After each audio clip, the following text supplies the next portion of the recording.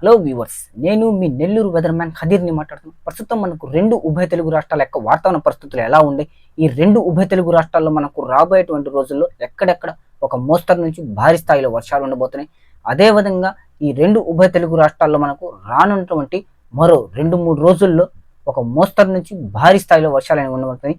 ముఖ్యంగా మనకు ఆంధ్రప్రదేశ్ రాష్ట్రంలో అయితే వర్షాలు అనేవి భారీ స్థాయిలో ఎక్కువగా ఉండబోతున్నాయి. ఆ వర్షాలు మనకు ఎక్కడ ఎక్కువగా ఉండబోతున్నాయి, ఎక్కడ తక్కువగా ఉండబోతున్నాయి. అదేవిధంగా మనకు రాబోయేటువంటి మే 8వ తారీఖుకి మనకు బంగాళాఖాతంలోకి ఒక అల్పపీడనం అనేది ప్రవేశించబోతుంది. ఈ అల్పపీడనం ఎలా రాబోతుంది, ఈ అల్పపీడన యొక్క ద్రోణి అంటే మనకు పూర్తిగా అల్పపీడనం కాదు, అల్పపీడన యొక్క ద్రోణి, ఆ ద్రోణి యొక్క ఇంపాక్ట్ ప్రభావంతో మనకు మే 8వ తేదీ నుంచి వర్షాలు అనేవి ఆరంభమయ్యి మనకు మే 12వ తేదీ దాకా కొనసాగబోయేటువంటి పరిస్థితులు కనిపిస్తున్నాయి. ముఖ్యంగా మనకు చూసుకుంటే ఈ మే నెలలోని 2వ వారం నుంచి మనకు 3వ వారం దాకా మనకు ఎండల తీవ్రత అనేది బాగా తగ్గుముఖం పట్టబోతుంది. ప్రస్తుతానికి మనకు ఎండల నుంచి పూర్తిగా ఉపశమనం అనేది లభించబోతుంది. అధిక స్థాయి ఉష్ణోగ్రతలకు ఇక విరామం అనేది లభించబోతుంది. సో ఈ వర్షాలు అనేవి ఎలా రాబోతున్నాయి, ఈ ఉష్ణోగ్రతలు ఎలా తగ్గబోతున్నాయి, అదేవిధంగా మనకు ఎక్కడ భారీ స్థాయిలో వర్షాలు ఉండబోతున్నాయి, ఈ అల్పపీడన ద్రోణి యొక్క పయనం అనేది ఎలా ఉండబోతుందండి, ఇవాల్టి మే 6వ తేదీ అప్డేట్లో డీటెయిల్గా క్లియర్ కట్గా ఇన్ఫర్మేషన్ తీసుకోబోతున్నాం. సో ఈ వీడియోని ఖచ్చితంగా లైక్ చేయండి, అలాగే ఎక్కువ మంది కూడా షేర్ చేయండి. ఫస్ట్ టైం మన ఛానల్ చూస్తున్న వాళ్ళు ఎవరైనా ఉంటే తప్పకుండా సబ్స్క్రైబ్ చేసి పక్కనే ఉంటే బెల్ ఐకాన్ బటన్ మీద క్లిక్ చేసి నోటిఫికేషన్ బటన్ని ఆన్లో ఉంచుకోండి. ఇలాంటి వెదర్ రిలేటెడ్ అప్డేట్స్ అనేవి నేను ఇచ్చిన వెంటనే మీ మొబైల్కి అవి నోటిఫికేషన్ రూపంలో వచ్చి అందడం అనేది జరగబోతుంది. సో ఒకసారి మనకు వాతావరణ మార్పుల పరిశీలన ఎలా ఉండబోతుంది, గతంలో అంటే మనం లాస్ట్ మంత్ ఇచ్చిన అప్డేట్ ప్రకారంగా వర్షాలు అనేవి మనకు నమోదయ్యాయి. అవి ఎలా నమోదయ్యాయి అనేది కూడా ఈ వీడియోలో మనం ఒకసారి పరిశీలన చేసి చూసుకుందాం. ఒకసారి మనకు ఈ చార్ట్లోని ఈ ప్రొడక్షన్లో మీరు అబ్జర్వ్ చేసి చూసుకుంటే గడిచిన వారం రోజుల వ్యవధిలో వర్షపాత వివరాలు అంటే మనకు ఏప్రిల్ 27 నుంచి మనకు మే 5వ తేదీ 4వ తేదీల దాకా అంటే ఆల్మోస్ట్ ఒక వారం దాకా పడిన వర్షాలను చూసుకుంటే ఎక్కువగా అంటే లాస్ట్ మంత్ ఇచ్చిన అప్డేట్ ప్రకారంగా అంటే ఋతుపవనాల యొక్క రాక సూచనలు, ఆ ట్రాకింగ్ అనేది ఎలా ఉంటుంది, వర్షాలు కూడా ఎలా ఉంటాయి అప్డేట్లో చెప్పాను. ఎగ్జాక్టెడ్గా నేను చెప్పిన విధంగానే మనకు వర్షాలు అనేవి ఉత్తర ఈశాన్యం, అలాగే ఉత్తర భారతం, అలాగే మనకు తూర్పు భారతం, అదేవిధంగా మనకు ఆంధ్రప్రదేశ్ని ఉత్తరాంధ్ర, దక్షిణాంధ్ర, దక్షిణ రాయలసీమ, అలాగే దక్షిణ కోస్తా, తమిళనాడు, శ్రీలంక అంటే మనం గత అప్డేట్లో చెప్పిన విధంగానే యాజ్ ఇట్ ఈస్గా మనకు వర్షాలు పడని నమోదయ్యాయి. అంటే పర్ఫెక్ట్గా చూసుకుంటే మనకు పశ్చిమ బెంగాల్, బంగ్లాదేశ్, అలాగే మనం చూసుకుంటే అస్సాము, అదేవిధంగా చూసుకుంటే మనకు మణిపూరు, ఈ ఈశాన్య రాష్ట్రాల ప్రాంతాలంతటా మనకు భారీ స్థాయిలో వర్షాలు నమోదవడం అనేది జరిగింది. సో మనం గతంలో ఇచ్చిన అప్డేట్ ప్రకారంగానే వర్షాలు అనేవి బాగా పడ్డాయి అని చెప్పేసి మనకు పర్ఫెక్ట్గా 100% ప్రొడక్షన్ అనేది ఇక్కడ మనకు కనిపిస్తుంది. సో మనం ఇచ్చిన అప్డేట్ ప్రకారంగానే ఋతుపవనాల రాక అనుగుణమైన వాతావరణ పరిస్థితులు అనేవి మనకు మే నెలలో ఆరంభమయ్యాయి, ఏర్పడ్డాయి. ఋతుపవనాలు ఆల్మోస్ట్ మనకు మొదలైపోయి ఉన్నాయి. వాటి యొక్క రాక అనేది మనకు చాలా అనుకూలంగా మారిపోయి ఉంది ఇప్పుడు. సో ఒకసారి మనకు ఈ ప్రొడక్షన్ చూసిన దాని ప్రకారం వర్షాలు పడ్డాయి. ఇక రాబోయేటువంటి మే 8వ తేదీ నుంచి 9వ తేదీకి వాతావరణం ఎలా ఉంటుంది, ఎలా మార్పును గురవుతుంది, గాలుల యొక్క మార్పు అనేది ఎలా ఉంటుంది, అల్పపీడనం అనేది కూడా మనకు ఎలా ఏర్పడుతుంది, మనం ఒకసారి డీటెయిల్గా తీసుకుందాం.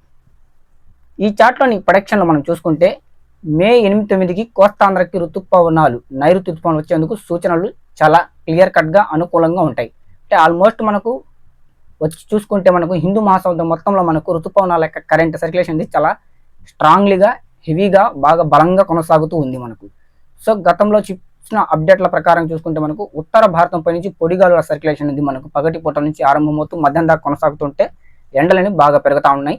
మధ్యాహ్నం నుంచి సాయంకాలం రాత్రి సమయంలో ఉరుములు మెరుపులతోటి వర్షం నమోదవడం అనేది జరుగుతూ వస్తుంది. సో ఇక్కడ చూసుకుంటే మనకి ఈ చార్ట్ ప్రొడక్షన్లో చూసుకుంటే మనకు ఇండియాకి దిగువ భాగంలో ఉంటుంది హిందూ మహాసముద్రంలోని నైరుతి ప్రాంతం నుంచి మనకు గాలుల యొక్క సర్క్యులేషన్ అంటే నైరుతి ఋతుపవనాల యొక్క ట్రాకింగ్ అనేది చాలా బలంగా కొనసాగుతుంది. ఇక్కడ ఒక లో ప్రెజర్ అంటే హెవీ లో ప్రెజర్ కొనసాగుతుంది. ఆ తర్వాత మనకు శ్రీలంక పరిసరాల్లో మే 8-9కి మనకు ఒక లో ప్రెజర్ అనేది ఫామ్ అయ్యి ఆ లో ప్రెజర్ మనకు మెల్లగా ఇంక్రీజ్ అవుతూ మనకు తమిళనాడు, ఆంధ్రప్రదేశ్, బంగాళాఖాత పరిసరాలకు వస్తుంది. అంటే ఇక్కడ మనకు మాయిశ్చర్ అనేది ఎలా సర్క్యులేట్ అవుతూ ఫామ్ అవుతూ వస్తుందో ఈ చార్ట్ ప్రొడక్షన్లో క్లియర్గా కనిపిస్తుంది. సో ఈ సైక్లోన్ కూడా మనకు అదే ఈ అల్పపీడన ద్రోణి అనేది మనం కూడా చూసుకుంటే ఇదే విధంగా ఫామ్ అవుతూ మనకు ఆంధ్రప్రదేశ్లోని దక్షిణ కోస్తా భాగాల వైపుగా, అలాగే కోస్తాంధ్ర జిల్లాల వైపు కదులుతూ వస్తుంది. సో మనకు మే 8 నుంచి మనకు చూసుకుంటే బాగా మనకు వాతావరణం చల్లబడిపోవడం, బాగా మేఘాలు వర్షాలు అనేవి ఆరంభం కనిపిస్తూ ఉంది ఈ చార్ట్ అండ్ ప్రొడక్షన్ లో. ఇక ఈ గాలుల విశ్లేషణ పరంగా చూసుకుంటే ఇలా మనకు ఆ లోపల ఫామ్ అయ్యి గాలులు వచ్చి ఇలా వర్షాలు ఏర్పడడం, ఆ తర్వాత వర్షాలు ప్రారంభం చూసుకుంటే ఎక్కడ మనకు ఎక్కువగా మేఘాలు ఏర్పడతాయి, అలాగే తేమ విస్తరించే ప్రాంతాలు ఏది అంటే మనకు బాగా మేఘాలు, అలాగే తేమ, అలాగే వర్షాలు, అదేవిధంగా వాతావరణంలో చల్లదనం, ఆహ్లాదకరమైన వాతావరణ పరిస్థితులు ఏర్పడడం కనిపిస్తుంది. ఒకసారి ఈ చార్ట్ని ప్రొడక్షన్ చూసుకుంటే ఎక్కువగా మేఘాలు, తేమ విస్తరించే ప్రాంతాలు అంటే బాగా మనకు క్లౌడ్స్, అలాగే మాయిశ్చర్, తేమ, వాతావరణం చల్లదనంగా ఉండడం అనేది చూసుకుంటే ఇక్కడ గ్రీన్ కలర్ తోటి ప్రొడక్షన్ ఇస్తున్న ప్రాంతం. దానికి కింద అంటే ఈ చార్ట్ కింద మనకు రిఫరెన్స్ ఆఫ్ స్కేల్ అనేది కనిపిస్తుంది. అంటే మనకు ఈ ఆరెంజ్ కలర్, డార్క్ కలర్ తో కనిపిస్తున్న ప్రాంతాలు పొడి వాతావరణం, గ్రీన్ కలర్ తో అంటే లైట్ గ్రీన్ నుంచి డార్క్ గ్రీన్ తో కనిపిస్తున్న ప్రాంతాలు వచ్చేసి తేమ, వర్షాలు, బాగా మేఘాలు ఉండేటువంటి ప్రాంతాలు. సో బే ఆఫ్ బెంగాల్ మధ్యలో అంటే బంగాళాఖాతంలో మధ్యలో మనకు బాగా మాయిశ్చర్ ఉంటుంది. అంటే లోపల ఆ ప్రాంతానికి వచ్చి మనకు సర్క్యులేట్ అవుతూ కొనసాగుతుంది. సో మే 8 నుంచి మే 11వ తేదీ దాకా ఇది ఈ విధంగా సర్క్యులేట్ అవుతూ ఫామ్ అవుతూ పైకి రావడం అనేది జరుగుతుంది. సో మనకు గ్రీన్ కలర్ అంటే డార్క్ గ్రీన్ అనేది బే ఆఫ్ బెంగాల్ అంటే లైట్ గ్రీన్ అనేది మనకు బంగాళాఖాతం కొన్ని ప్రాంతాలకి అంటే కొంచెం లైట్గా ఉన్న ప్రాంతాల దగ్గరికి అంటే మన ఆంధ్రప్రదేశ్కి దగ్గరకు వచ్చే ప్రాంతాల దగ్గరికి 50% అంటే 80 నుంచి 50% వరకు ఉంది. అంటే ఇది 50 నుంచి 80% ఉంది.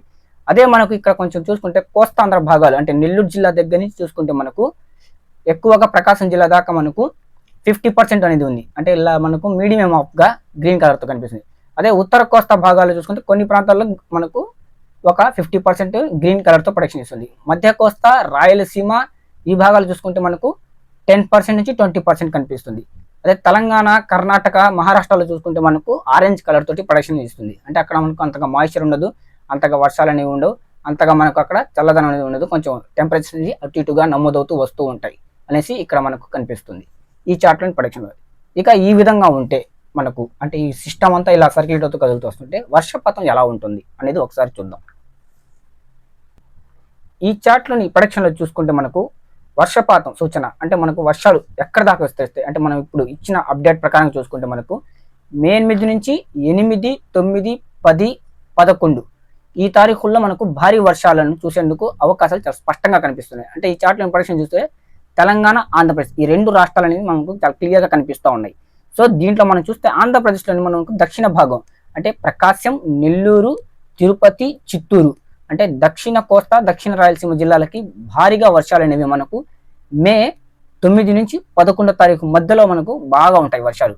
సో 8 నుంచి మనకు పాక్షికంగా మొదలైతే 9వ తారీఖు, 10వ తారీఖు, 11వ తారీఖు ఈ 3 తారీఖుల మధ్యలో మనం ఎక్కువగా భారీగా వర్షాలను చూసేందుకు ఛాన్స్ అండి ప్రాబిలిటీ అనేది స్పష్టంగా మనకు నెల్లూరు జిల్లా, తిరుపతి, అన్నమయ్య, చిత్తూరు జిల్లాల్లో కనిపిస్తుంది. ఆ తర్వాత చూసుకుంటే ప్రకాశం జిల్లాలో అంటే మనకు బ్లూ కలర్ తో ప్రొడక్షన్ ప్రాంతం అనేది లైట్ గా అంటే మనకు ఒక 10 నుంచి 30% రైన్స్ అనేవి కనిపిస్తున్నాయి.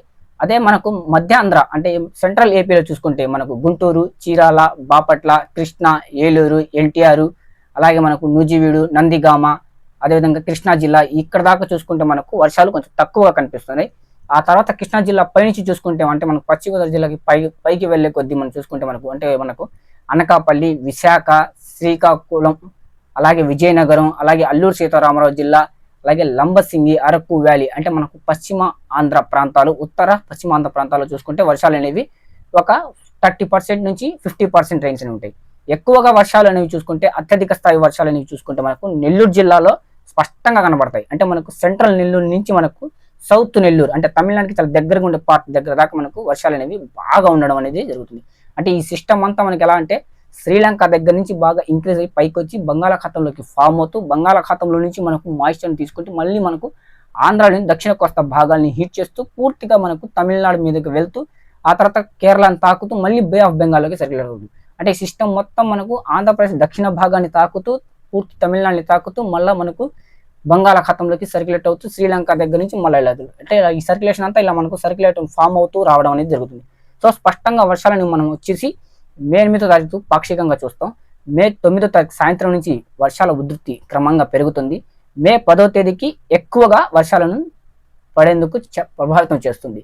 సో 9, 10, 11వ తారీఖుల దక్షిణ కోస్తా ఆంధ్ర, రాయలసీమ, కోస్తాంధ్ర జిల్లాలు మొత్తం పైకి వర్షాలు ఉంటాయి. ఎక్కువగా మెజారిటీ ఆఫ్ రెయిన్స్ అనేవి దక్షిణ కోస్తాలో ఉంటాయి, దక్షిణ రాయలసీమ జిల్లాలో ఉంటాయి. ఇది ఓవరాల్ గా మనకు రాబోతున్న అల్పపీడన ద్రోణి యొక్క ఇంపాక్ట్ ప్రభావంతో ఉండేటువంటి వర్షాలకు సంబంధించిన ప్రొడక్షన్. ఈ లో ప్రెషర్ కూడా మనకు నెల్లూరు వైపుగా కదులుతూ బలహీన పడవచ్చు, లేదా నెల్లూరు నుంచి మనకు కొంచెం దూరంగా అంటే మళ్ళీ బే ఆఫ్ బెంగాల్లోకి వెళ్తూ బలహీన పడవచ్చు. ప్రస్తుతానికైతే ఇవి మనకు నెల్లూరు జిల్లా సమీపానికి వచ్చి ఫామ్ అవుతూ దీని యొక్క ఇంపాక్ట్ తోటి వర్షాలను మనకు స్పష్టంగా మే 9 నుంచి 11 తారీఖుల్లో నమోదు చేసేందుకు 100% ఛాన్సెస్ అనేవి కనిపిస్తున్నాయి. ఇది మనకు ఓవరాల్గా వచ్చి రాబోయేటువంటి ఒక వారం 2 వారాలకు సంబంధించిన వెదర్ అప్డేట్. పూర్తిగా మనకు మే 2వ వారం నుంచి 3వ వారం దాకా ఉష్ణోగ్రతలు బాగా తగ్గుముఖం పడతాయి, ఋతుపవనాలు వచ్చేందుకు కూడా అనుకూల పరిస్థితులు ఉండే. అయితే ప్రస్తుతానికి మనకు వచ్చేసి అధికారికంగా ఇండియన్ మెట్రాలజికల్ డిపార్ట్మెంట్ వచ్చేసి ఇంకా మనకు ఋతుపవనాలు వచ్చినట్టుగా ధృవీకరణ అనేది చేయలేదు. ఋతుపవనాలకు సంబంధించిన కరెంట్ అనేది ఫామ్ అనేది ఇది మనకు ప్రస్తుతం మొదలై ఉంది, కొనసాగుతుంది. ఇది ఋతుపవనాల రాకకు అనుకూలంగా మారుతున్న వాతావరణ పరిస్థితులు.